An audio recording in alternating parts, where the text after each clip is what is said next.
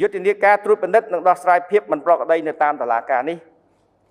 នឹងផ្ដោតលើបញ្ហាសំខាន់ចំនួន2ទី1គឺពិនិត្យនិងដោះស្រាយភាពមិនប្រក្រតីផ្នែកអភិបាលកិច្ចនៅតាមសាលាជំនះក្តីនិងអង្គការអัยការអមសាលាជំនះក្តីនានានិងទី2គឺការពិនិត្យនិងដោះស្រាយភាពមិនប្រក្រតីនៅក្នុងចំណាត់ការសំណុំរឿងនិងនៅក្នុងការសម្រេចសេចក្តីរបស់តុលាការតាមរយៈយុទ្ធនាការមួយនេះខ្ញុំចង់បញ្ជាក់ជូនថាបងប្អូនមានច្រកផ្លូវការមួយតាមរយៈយន្តការនេះបើទទួលរងភាពអយុត្តិធម៌ការរំលោភបំពានដោយខុសច្បាប់សូមប្តឹងមកយន្តការមួយនេះហើយយើងនឹងយកចិត្តទុកដាក់ក្នុងការដោះស្រាយក្នុងក្របខ័ណ្ឌ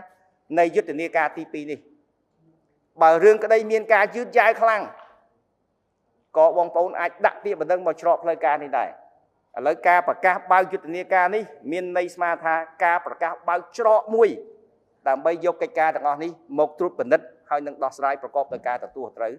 ស្របតាមអ្វីដែលជាការណែនាំដ៏គង់ខ្ពស់របស់សម្ដេចមហាបវរធិបតីនាយករដ្ឋមន្ត្រីនៃប្រជាណាចក្រកម្ពុជា